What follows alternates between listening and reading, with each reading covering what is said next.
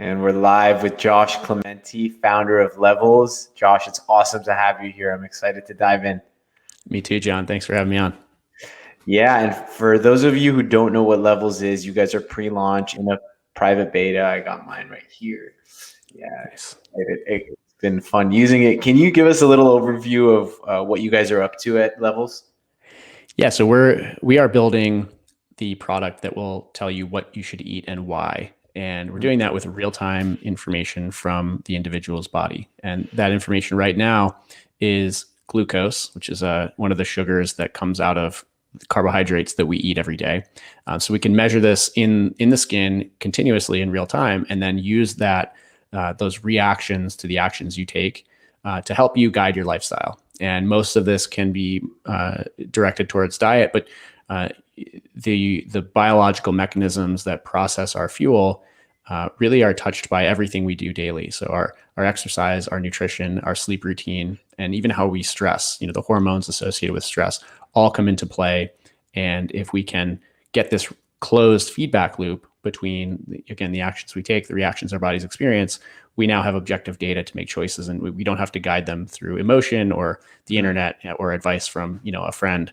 It can be continuous and specific to the individual. Amazing. And I find your founder story pretty fascinating. Your background is not in maybe diet and nutrition traditionally. How did you get into starting this company? What was the story that led you here? Well, I kind of think of myself as like a patient zero example Yeah. of why this product should exist. So my background is aerospace engineering. I worked at SpaceX, and while I was there, I got to lead a team that was working on human life support systems. So while I was there, I started to really think deeply about, the way that astronauts who are going to go on long duration missions are preparing for that. And a lot of it, of course, is avoiding sickness. And the way they do it is they take a lot of blood samples, and they're monitoring biomarkers continuously. And then they're also doing smart things like, eating healthy diets and working out continuously. And I just thought, you know what, like, I don't have any objective data that I make decisions based off of. I don't remember the last time I got my blood drawn or checked, or whether or not I even used those results. And it became pretty clear that this is not just me, right? The difference was NASA for a specific project where people can't get sick because they're in orbit, and then us, where we can get sick because there's a medical system available. And I just thought, really we should be combining this approach for the regular user or the regular individual, because we don't want to just get sick and then bounce into the medical system, right? The whole point of I think the lifestyle choices we make should be oriented around staying healthy and avoiding sickness in the first place. So that was kind of like bouncing around in my mind. And then simultaneously, I just came across a study in my work where Dom D'Agostino, who's now an advisor to Levels, but at the time I was just reading about him for the first time, he was doing a study on rodents, on mice. And essentially, the long story short is that in a very high oxygen environment, the brain can be toxified. So you can have central nervous system toxicity, and your brain kind of shuts down. You go into seizure. You could potentially die. I was designing an oxygen unit or system, so this was relevant to me. I read this study where he fed these mice a ketogenic diet, which is basically a very high fat, very low carb, low protein diet. And the mice were able to survive 5 times longer without having a seizure or dying. And that blew my mind. So that was like kind of the final straw in this personal journey. And I just started to think, like, wait, you just eat a different macronutrient profile. You eat fat instead of protein and sugar, and your body has this spontaneous physiologic change that gives you superpowers effectively. And obviously I'm extrapolating from mice, but the point was that really caused me to think twice. Like, a calorie is not a calorie. If you can have these adaptations based on what you're eating, then I want beneficial adaptations. Like, I want to be optimizing my nutrition in a way that I currently am not. I was eating whatever I wanted. I was also a CrossFit trainer, and kind of would work out hard and never really gained weight. And so I felt that I had license to eat whatever I wanted, because I wasn't exposing or presenting any negative side effects. That led me to start experimenting with seeing what I could measure about my nutrition. So I started to prick my finger to measure blood glucose, sometimes up to 60 times a day. And I was plotting those in Excel, and it didn't really make much sense to me. Eventually, I read about continuous glucose monitoring technology, which has been in development for diabetes for a few decades. And I got my hands on one. And within a few weeks, I had enough information to know that I was either pre-diabetic or borderline, kind of depending on who you ask. And suffice to say that the device not only showed me that information, but then gave me a tool to improve. And it just felt like all of this stacked up into a need. There's an accessibility issue for this technology. The actionability can be improved dramatically. And frankly, it seemed like an opportunity to improve metabolic health globally for people who aren't yet, sick. Yeah, and I can definitely resonate to the story. When I think about the lifestyle changes I've made over the last 10 years, a lot of it has been to optimize my energy. And I was lucky at some point to find a book on intermittent fasting. And that really allowed me to zero in on what I was eating, because I would fast the entire day, which isn't the most convenient thing to do. And I would just have one dinner meal. And after that dinner meal, I was able to see, okay, did that meal make me tired or did it give me energy? And slowly there, I was able to eliminate. It sounds like you guys have found a more streamlined approach into figuring that out, although, elimination can help. I'm curious to dive a little bit deeper into the product experience. I've been trying the product. This is the second time. The continuous blood glucose monitor is on a 2-week window right now. Can you walk us a little bit through the journey of what your future people on the wait list that are going to get the Levels product will encounter? Yeah. So right now we are in beta mode. So we do have people who are going through the experience, and some of them do it just for a month, some do it for multiple months. And the way it works is that you get this sensor system and you wear a little patch on the back of your arm, like you showed at the beginning. And that patch wirelessly transmits data to your phone. And so it's measuring molecules of glucose in your skin continuously, and then that transmits to the phone, and that's where it's interpreted. It's pulled into the Levels app and interpreted to help you understand the specific effects of, again, nutritional decisions, exercise choices, and even sleep. Now, the way that this works is that most people have never had a closed feedback loop between the choices they're making and how it's affecting their health and wellness in real time. So it's a little bit counterintuitive sometimes, it's a little confusing, but right away, the lessons can start happening. So we recommend that people basically set up the sensor, and for the first week, you don't make any changes. You just kind of live your normal life, eating, sleeping, exercising as you would. And then on weeks 2 and 3, we have some challenges and recommendations that we start to feed into the app. So the challenges, they can give you some sort of experiments or some ideas for how to tweak your behaviors and see the way that your body responds. So this might be something as simple as eating pasta that was hot versus pasta that's cold. And there's a transition called resistant starch making that happens when starch is cooked and then cooled. And that actually, cold starch tends to act more like fiber than it does like fast acting, carbohydrate. Or it might be eating pasta and going for a walk shortly thereafter, and then eating pasta and sitting on the couch. And just all of these different, I'm picking on pasta here, but all of these different little challenges that can help people understand the way that their behaviors stack together and can modify your body's metabolic function. So that happens in weeks 2 and 3. And then by the end of the experience, a month in, the goal is to kind of string all these behaviors together and see how well you can maintain metabolic control, which would be continuous, flat, controlled glucose profiles. The reason that we want to do all this, the reason we've designed the program that way, is that blood sugar is the primary fuel for the modern human. So every cell in every tissue in our bodies, from our brains to our muscles to our bones, requires energy. That energy comes from either sugar or fat. And the glucose in our blood is that sugar source. And basically, your body's kind of like a big chemistry set where you pour a chemical in and other chemicals are released to make use of it. So when you have fluctuations, big fluctuations in the primary fuel in your body, it's causing other fluctuations in the hormones that you experience throughout your day. These hormones are insulin. They're ghrelin and leptin, which control hunger and satiety. They're just a ton of downstream chemical effects. And so if you're shocking the system continuously, you can experience, first of all, a degradation in your quality of life, but you can also experience effects like weight gain and potentially higher risk of chronic illness. Type 2 diabetes, for example, is a condition where insulin and glucose control is lost. And so having an insight into this and being able to modify behaviors to achieve control is ultimately the goal, both for quality of life and for quantitative risk. And your journey also, you experienced one of those low lows, and over time, how did you change your diet and lifestyle, and then what does that look like today? Yeah. So, when I started, and I may have skipped over this in the beginning, but I actually was the reason I took such great interest in what I was reading about the way astronauts were approaching their lifestyle and the way, this ketogenic study was that I was experiencing burnout and fatigue. I had been at SpaceX for almost 6 years and I was kind of just stressing myself in every direction. I was sleeping poorly and not very often. I was eating whatever I could get my hands on. And then I was just kind of continuously on the go, on the move at work.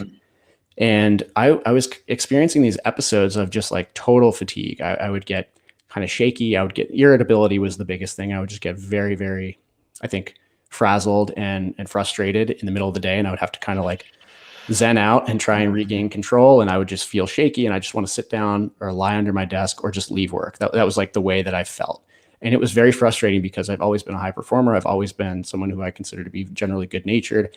And this was strange. And so I started to concern myself, like, what could possibly be going wrong here that I'm feeling these things?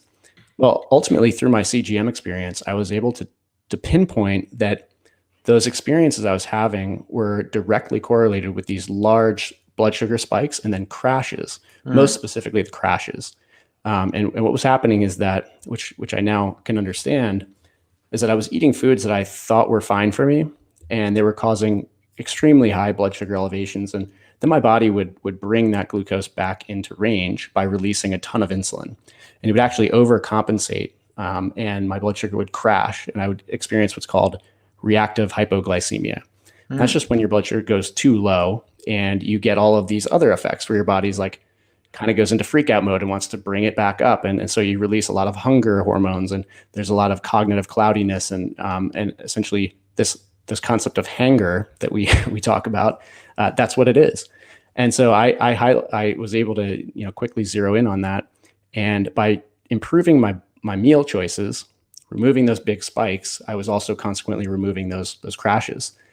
What that required of me is, I kind of just made a few changes to the core staples in my diet. I was previously eating a lot of foods like sweet potatoes and brown rice in very large portions. I had these ideas about fitness training, that I always needed to be carb loading and I always needed to be glycogen replenished. And I had all these just kind of sort of ideas floating around in my mind, and that's how I was building my diet. But once I saw the specific effects of like a huge sweet potato or an entire plate full of brown rice, which would put me into the pre-diabetic or diabetic blood sugar range for hours, and then I would have one of those crashes, I instead would pare back on that or even eliminate it altogether and go to more of a salad base with oil and vinegar dressing, a large portion of protein, a lot of nuts and seeds. I started to eat chia seeds, almond butter in higher quantities. So eating foods that were high in fiber, high in fat, protein, and had carbohydrate as well, but in kind of mixed and balanced portions. And that's really how I eat today. A lot of green vegetables as the base, and then proteins, fats, and fiber. Do you completely avoid carbs today, or do you eat a ketogenic diet? No. So, I think there's a lot of benefits to the ketogenic diet, especially therapeutically for people who have certain conditions. But for me, it's one of those things where it is not a sustainable lifestyle. I don't think. I have done bouts of keto and will probably continue. But the biggest thing for me is just, it's not elimination of any food other than really just added sugar. I try to avoid added sugar at all costs, but carbohydrates, breads and pastas, and even now and then foods that I'm very sensitive to, like rice, I will still have, at various times. And I think, the biggest thing for me is just making sure I'm making choices in context. So if I if I'm going to eat an indulgent meal, I'm probably going to work out that day, and ideally as close to that meal as possible. And I'll most likely take a walk afterward because I've seen the massive effect that a simple walk can have on the way my body metabolizes a big carby meal. So I tend to avoid, I tend to avoid meals that are carbohydrate based, very large staple of carbs, but I certainly have them as side portions continuously. I have a I have a lifelong sweet tooth, so I'm going to have cheesecake and ice cream here and there because they're kind of the more balanced desserts on the spectrum, which I've learned through CGM as well. And yeah, I try to be balanced, but certainly I think I live what people would call a low carb lifestyle, though. Cool.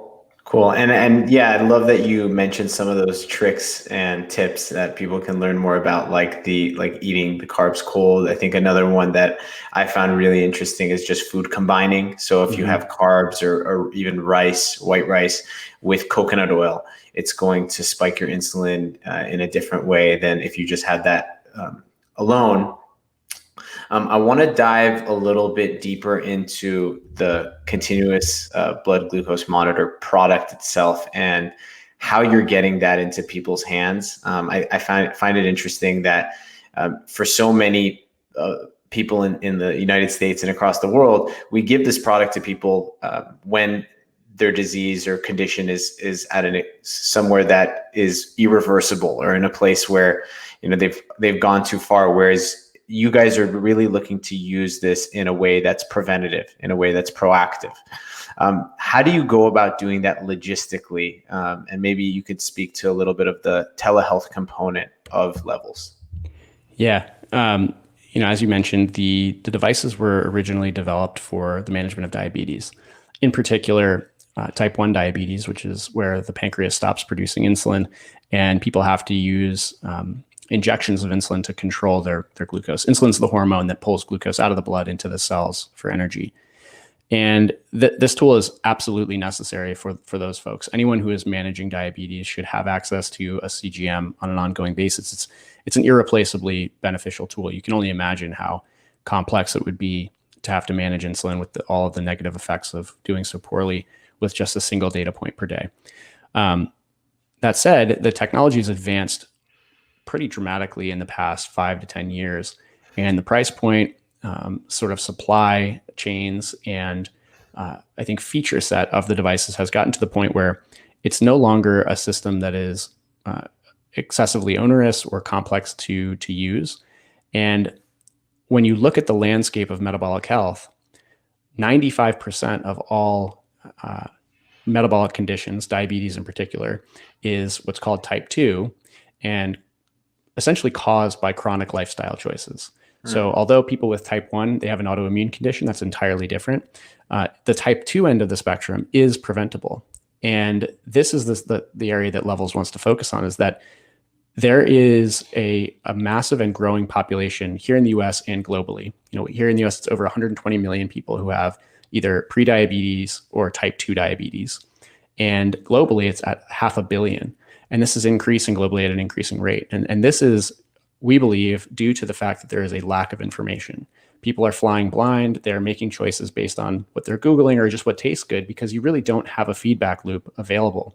So we've decided, this technology has to be proliferated because it could be the key that helps people unlock what exactly they're doing that can be improved. And so part of that means, of course, getting access to the sensors for people who have not yet had a diabetes diagnosis. So where we are today, the devices are, there are two main manufacturers. All devices here in the US are class 2 or class 3 prescription only. So the FDA controls them, they require a prescription. So we've set up a 3-part sort of business model here, where we have the Levels organization, which does not engage in the practice of medicine at all. And then we have a separate physician network that we essentially pass information to. So for anyone who wants to use the Levels program, on the back end, they fill out a medical history form that goes to a physician who's licensed in their state. And that physician reviews that information to ensure that, informational CGM makes sense and is the right move for that individual. Once Levels hears back from the physician, we'll either get a prescription or There'll be, a referral to a primary care doctor for more information or to get a prescription in person. Once we do receive a script, we then fulfill it through our 50-state mail order pharmacy partner, and that's when the devices show up at the door. So it's kind of a model that is only made available and made possible over the last few years. Really, you've seen companies like Roman, for example, who are doing this. Keeps, Hims, and Hers. It's a similar model to them. However, we're only using devices. We aren't getting into drugs and pharmaceuticals. So quite a good way to leverage telehealth and make it sort of an e-commerce like experience. Yeah, I think I sent you an email when I was going through it. I was like, "Am I actually gonna go see a doctor? Like, do I need to get my insurance involved? Like, what's going on?" And you cleared that up. But I'm curious, like, as you were building that out, are there any stories where you thought that this wasn't going to be possible? Like, it seems like a lot of hurdles that you need to jump through to get this up and running. Like, how did you go about doing that? Yeah, I mean, when I initially read about CGM, I was all excited because I was pricking my finger a ton of times using this old-fashioned glucometer to kind of emulate a continuous data stream. And so then I read about this, I'm like, oh, this already exists. Like, I can just get this patch. I went to my doctor, excitedly asked for a CGM prescription, and he said, absolutely not. You're not diabetic. You don't need this information, and you're worrying about all the wrong things. And that was a total shock. I mean, I was like, what? I mean, first of all, it's my body, it's my data. Why do I have to ask for it in the first place? And secondly, don't we want to, I'm a systems engineer and I measure things that I don't want to fail. I don't measure things that have already failed. You've lost the plot here. And so that was very frustrating. It took me a long time. It took me like 6 months to get my first CGM, and that was through multiple doctors. I finally had to get one from Australia. And sorry, really, Josh, at that point, were you thinking this could be a business at all? I hadn't even used one yet. I certainly didn't. I did not think it could be a business. Yeah. It was just, I was frustrated enough for myself. This was just an experiment. Yeah, patient zero. Patient zero. Yeah, it was just an experiment. Once I got that CGM, and that's when it was throwing off firework realizations for me continuously for weeks. And I was deep in the research and understanding how big the scope of the problem is, how many people are dealing with metabolic breakdown, and then seeing that who, by the way, and this is not to brag, I've never had body fat over like 10%. I'm not a person who gains weight who has the traditional signs of metabolic dysfunction. I'm having extremely bad blood sugar irregularity. If this is happening to me, how many other people could this benefit? And only this tool, it was not my doctor that highlighted that I had glucose irregularity. It was this tool that I used only because I kind of searched for it for months. And in fact, was turned down a few times for it. So that whole process really highlighted the problem. It's like the devices are exceptionally valuable. The data is very good. It needs to be improved. The presentation and the journey that you go through. Not everyone is going to, read primary literature to figure out what to do with their glucose data, but the accessibility is the problem that has to be solved. We can't continue to prevent people from accessing their own health information to make choices every day. If we continue to do this, we will have an ongoing and accelerating chronic disease epidemic. So yeah, that's where it started, is just recognizing how kind of broken the access pathway was. And it was the key focus of the company initially was just, we want to fill in the gap between the raw data and the behavior change. That's what Levels is that it's a data science and analytics company. It's a technology company. But there's no point in building that product if people can't get access to CGM. So we first have to solve that path. And it was an onerous process. I mean, we were in stealth, a lot of legal bills and opinions to just figure out how can we build the business model that this problem needs in order to move on to the next phase of figuring out how we can use that data effectively. And so that 3-part kind of telehealth sort of industry partnership is the one that was piloted by companies like Roman first, and we were able to leverage. Yeah. And, as you look at the spectrum, I think like in your use case, in terms of like telehealth offerings, the benefits really outweigh the costs or the downsides of like making this technology more accessible. But then you look at something like maybe SSRIs, anti-anxiety, antidepressants, and maybe it's not as much of that trade-off. How do you think about that? Like, telehealth, creating greater access and affordability to solutions such as the continuous blood glucose monitor and your technology, but then maybe other areas where it is not as smart to go that direction. Maybe the psychedelics is another example of like doing that stuff at home. Yeah, I mean, I certainly think that I would kind of partition into two different segments of problems to solve. Yeah. The medical industry currently is saddled with the entire problem space. So they're not only responsible for curing your cancer, repairing your broken leg, and preventing you from getting sick in the first place. I think we need to take that third one and remove it from the equation. So the individual should be responsible and should be equipped to prevent sickness. When that fails, then it's the medical system that should be there to help you work through therapy and a regime of medical intervention to get healthy again. So that's how I would kind of partition accessibility of telehealth. You have these low risk but very high return opportunities like CGM and wellness and meditation and kind of holistic evaluation of the choices we're making every day anyway. And how can we use those effectively in partnership with practitioners, but here and there, not on a continuous basis, in order to avoid this sort of disease state that's totally unnecessary. And then you have people who already have a condition that needs and merits medical intervention. And I think that gets more sensitive. So that's a different implementation of telehealth. I would say that the first one is kind of like an expert, a coach, a trainer. They're there to provide their intervention and to help you evaluate the choices you're making. And in the latter case, you now have complexities like side effects of drugs. You have, certainly you have the symptom set and kind of codependencies of what this person is experiencing, whether it's, if it's depression, anxiety, or PTSD, or you have, an illness like cancer, that requires much more hands-on, medical intervention and should be treated differently. So I don't know if that helps answer, but in my opinion, does. I love how you divided those into preventative versus things that need more acute treatment, and exactly. Those things being a little bit more mindful of those, how those are distributed. Two more questions around the product, and then I'd love to dive a little bit deeper into you and your leadership style and your own mental models, how you make decisions, etc. And it has to do with the product.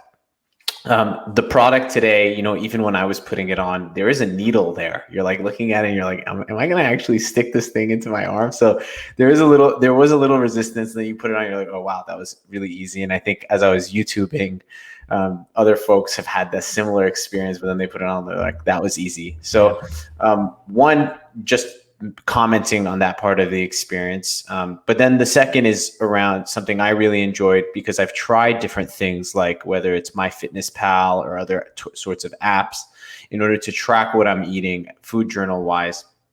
And what I loved is, you take a photo, you scan, and then you get a score for that meal, 1 through 10, 10 being doesn't spike your, more consistent spike or no spike, and then lower than that being like more of an insulin response. Mm-hmm.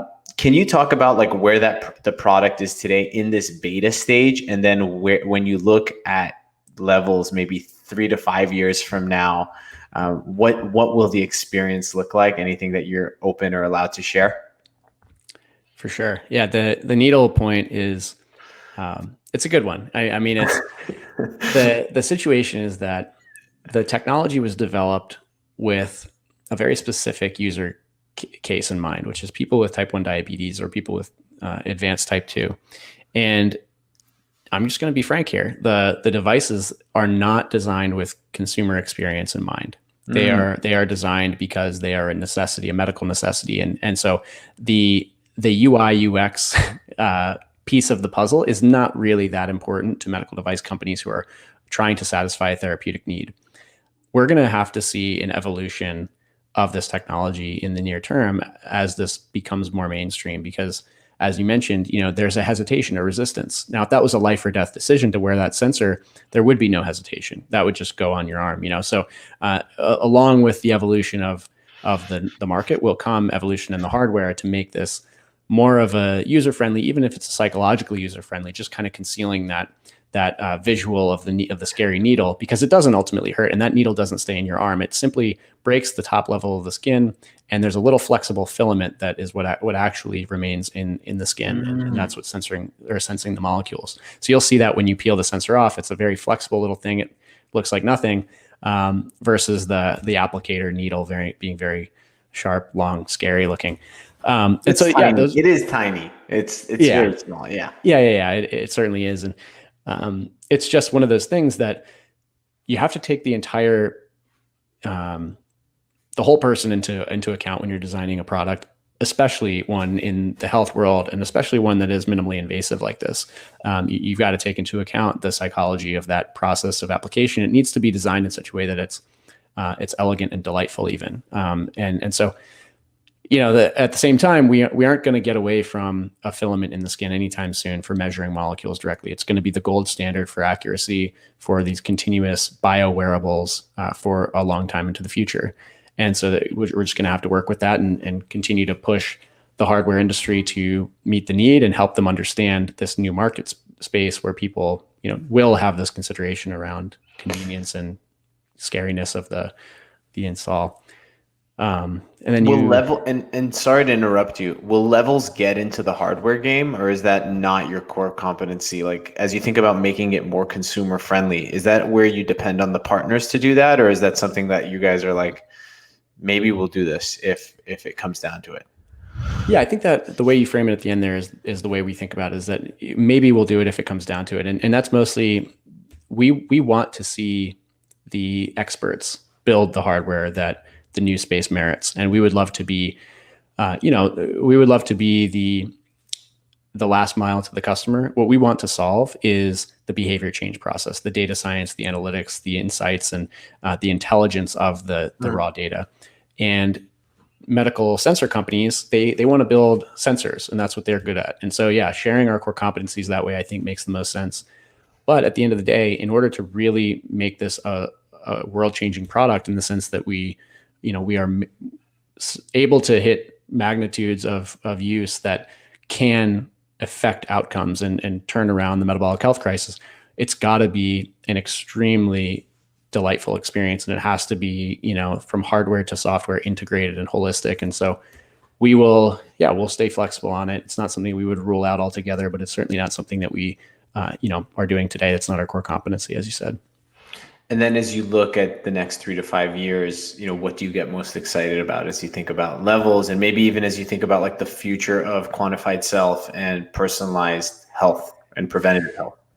Yeah. Well, I think I'm really very excited about getting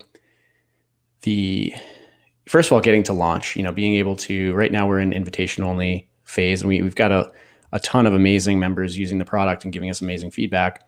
And we're getting very close to being able to do this. Once we go live, I think it's going to be kind of a marathon of continuing to improve the glucose metric alone. Like, continuous glucose is very valuable. It's again, the primary fuel in our bodies.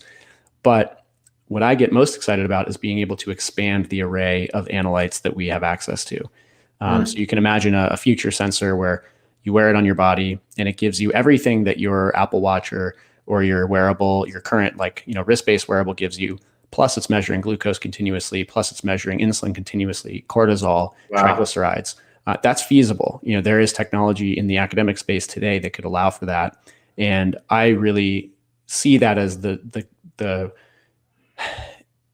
it's not required, but it is the ultimate proliferation of I think health sensing technology, is something that can be measuring the entire health environment and giving you very easy integrated insight into what choice to make. You get off a red-eye flight, your body, your sensor knows that you didn't sleep last night.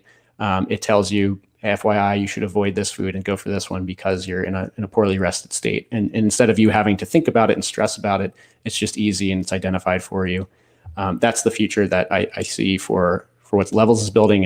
And certainly there's a lot of innovation to get there, but it excites me tremendously to imagine that. It's very Star Trek. Yeah, we're all turning into cyborgs. Awesome, Josh. I'd love to jump in a little bit into you as a founder, and maybe a couple more minutes that we have left in the conversation. You mentioned coming from SpaceX, and then I think you spent a little bit of time of Hyperloop One. I like to ask founders, what part of the skill set, the strengths that have gotten you to where you are today, building this company, have been inherent in who you are as a human being. You mentioned even being less than 10% body fat for all your life, versus what are the skill sets that you've had to create, or inherit, or work on, iterate on, as you've come to this position. Can you speak a little bit to that? Yeah, it's a great question. I mean, I think one thing that I benefit from is I don't have a fear of being out of my element, and I actually embrace that mentally. I love to jump off ledges, without a parachute and just figure it out on the way down. That's kind of something that's inherent in me, and part of what I think gave me the willingness to leave a very well established career in mechanical engineering and jump into a space I knew nothing about. And I think much of that has to there is a basis. The basis for me was that I was looking at the first principles of how metabolic dysfunction develops, and I was just seeing a huge disconnect between how that happens and what we're doing about it. And I felt that I could, through my own experience and through this technology, make a difference. And so I think that's something, I certainly learned that from my dad. My dad's had many careers. He's been a construction worker. He's been a police officer. He's been a multinational anti-terrorism FBI agent. He's now a screenwriter. He's throughout his life, he's had more careers than I can even count. And it was always, he used to tell me something that really sticks with me, which is actually a Mark Twain quote, where all you need to be successful is ignorance and confidence. And I think what's interesting about that is it sounds wrong at first glance, but then when you think about it, it's like the ignorance component of that just means not getting fixated on how things are currently done. So for me, like this company Levels is doing things very differently than the standard, kind of medical practice. And we've chosen to go a route that has yet to be, I think, demonstrated at scale. And that's because we're ignorant of the way things were. We're all, we're software engineers and mechanical engineers, and we're taking a new perspective, an approach that's centered on the individual and their journey. And so I think it kind of speaks to that, is like, in any startup, you need confidence. You got to ignore the haters and kind of ignore haters is the wrong word. You got to ignore the correct naysayers, the people who are right in saying that this is a terrible idea. You should not go do this. There's so much risk. You're going to fail. That's, for most startups, that's right. You're taking on a tremendous amount of risk, and we all know the statistics. So you kind of have to be self-confident to an extent that's almost pathological in the first place. And then I also think it's key to be ignorant, or at least willing to ignore the way things were done before in order to get there.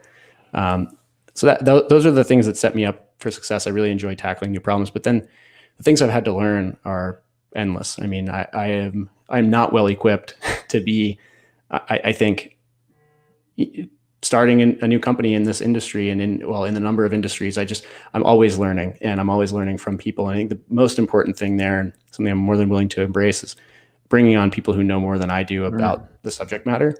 But I struggle a lot with, just the components of that process. I tend to be kind of a slow learner. So I take a lot of time to myself, digging deep into a subject, reading the same paragraph over and over again. And that, we're in a fast-paced environment. So I really have to communicate more effectively and trust, and be transparent and open up, like, the inner workings of the organization to people who are outsiders and can potentially help us. And, I think my default approach is more introverted. It's to kind of like try and figure things out myself and then, share them with people, as opposed to getting them involved earlier, if that makes sense. So kind of fighting against my nature in a sense there. Yeah, the impression I get is that you're like a lifelong learner, and you just kind of throw yourself into the fire and figure it out. Like, the answers are there, and it's, even if it's going to take me time, I'm going to figure it out. Like, you spoke about having Dom D'Agostino, who's like a big ketogenic researcher on the team. And then, I'm sure you have some other like major advisors who have been pivotal to your progress. What was your process around going and getting guys like that to join you? Was that something that you did via cold email? Maybe what does that say about you and your approach towards building and surrounding yourself with people that know more than you do? Well, certainly Dom was on my radar from the very beginning, given that his study really changed my perspective on nutrition. But I actually ran into him almost by accident at a CrossFit conference and gave him my card at the time. It was still before Levels was a thing. And luckily, when I did cold email him to see if he was interested almost a year later. And luckily he opened the email. I don't know if he recognized the name or what, but there has always been throughout this process putting ourselves out there earlier. And, one person that I've learned a tremendous amount about this from is my co-founder, Sam, who's a really strong networker. I mean, he has a very interesting theory on the strength of weak ties, which is that, keeping in light contact with many, many people is a key component of success, because when you do have a problem that you don't know how to solve, you have access to somebody who does, or maybe they have access. He talks about this on a podcast episode recently, on the Funded podcast. But so I've been learning a lot about that. And my nature, again, is it's not necessarily to be the person that cold emails. It's to try and figure it out myself, or, slowly hope through osmosis I run into somebody. But we've been very proactive about getting people like Dom, people like Sarah Gottfried at Jefferson, Ben Bickman at BYU. We have a ton of advisors who are the best of the best in metabolic health information, or metabolic health research and information distribution. And much of this is it's like dominoes. Once you get Dom D'Agostino on board, people know who he is, and he can then help connect the dots to continue to grow. Super cool. Josh, this has been awesome. Thank you so much for taking the time. Thank you for building what you're building. It's very interesting, and I think very needed in the market, and very excited to see what you guys continue to do in the coming months and years as you guys launch and go to market and make people healthier and more aware of their metabolic health. Well, thank you, John, for having me on. And ditto. I'm excited for what you're building as well, and really appreciate you bringing me on board to chat for a little while today. Thank you. Looking forward to continuing it soon. All righty. Bye.